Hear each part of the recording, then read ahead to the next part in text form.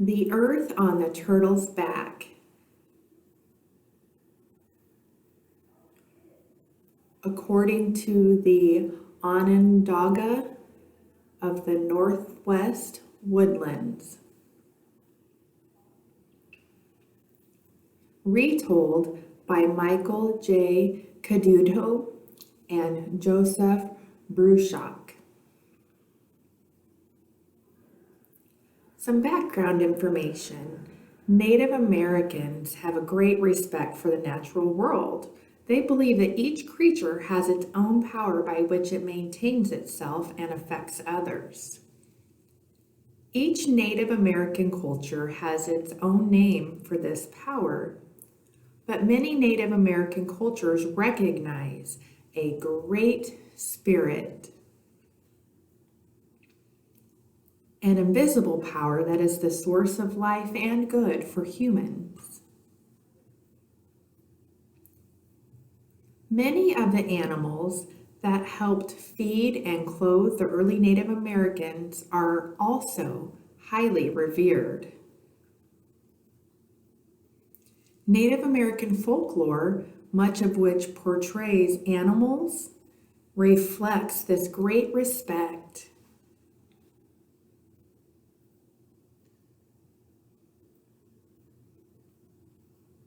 Before this earth existed, there was only water.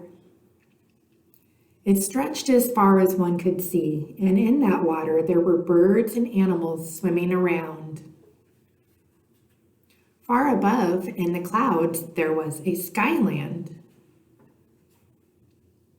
In that skyland there was a great and beautiful tree.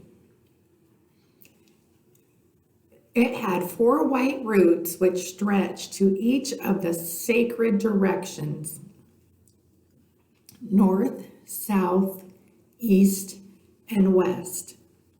And from its branches, all kinds of fruits and flowers grew.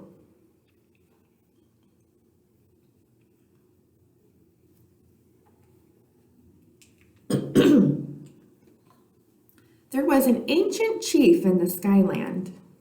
His young wife was expecting a child, and one night she dreamed that she saw the great tree uprooted. The next day she told her husband the story. He nodded as she finished telling her dream. "My wife," he said, "I am sad that you had this dream. It is clearly a dream of great power, and, as is our way, when one has such a powerful dream, we must do all we can to make it true. The great tree must be uprooted." Then the ancient chief called the young men together and told them that they must pull up the tree. But the roots of the tree were so deep, so strong, that they could not budge it. At last, the ancient chief himself came to the tree. He wrapped his arms around it, bent his knees, and strained. At last, with one great effort, he uprooted the tree and placed it on its side. Where the tree's roots had gone deep into the skyland, there is now a big hole. The wife of the chief came close and leaned over to look down, grasping the tip of one of the great tree's branches to steady her. It seemed as if she saw something down there, far below, glittering like water. She leaned out further to look, and as she leaned, she lost her balance and fell into the hole.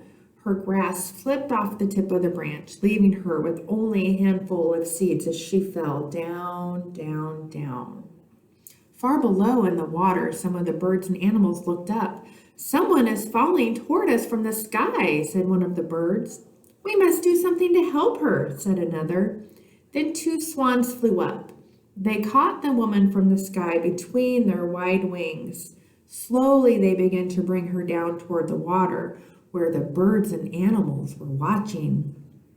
"She is not like us," said one of the animals. "Look, she doesn't have webbed feet. I don't think she can live in the water." "What shall we do then?" said another one of the water animals. "I know," said one of the water birds.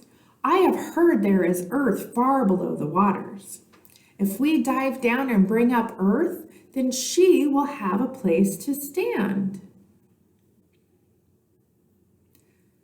So the birds and the animals decided that someone would have to bring up earth. One by one they tried. The duck dove first, some say. He swam down and down far beneath the surface, but could not reach the bottom and floated back up. Then the beaver tried. He went even deeper so that it all was dark, but he could not reach the bottom either. The loon tried, swimming with his strong wings. He was gone a long, long time, but he, too, failed to bring up the earth. Soon it seemed that all had tried and all had failed. Then a small voice spoke. "I will bring up the earth or die trying." They looked to see who it was. It was the tiny muskrat. She dove down and swam and swam. She was not as strong or swift as the others, but she was determined. She went so deep that it was all dark, and still she swam deeper. She swam so deep that her lungs felt ready to burst. But she swam deeper still. At last, just as she was becoming unconscious, she reached out one small paw and grasped at the bottom, barely touching it before she floated up, almost dead. When the other animals saw her break the surface, they thought she had failed. Then they saw her right paw was tightly shut. "She has the earth," they said. "Now where can we put it?" "Place it on my back," said a deep voice. It was the great turtle who had come up from the depths. They brought the muskrat over to the great turtle and placed her paw against its back. To this day, there are marks at the back of the turtle's shell which were made by the muskrat's paw. The tiny bit of earth fell on the back of the turtle. Almost immediately, it began to grow larger and larger and larger until it became the whole world. Then the two swans brought the sky woman down. She stepped onto the earth and opened her hand, letting the seeds fall into the bare soil. From those seeds, the trees and the grass sprang up. Life on earth had begun.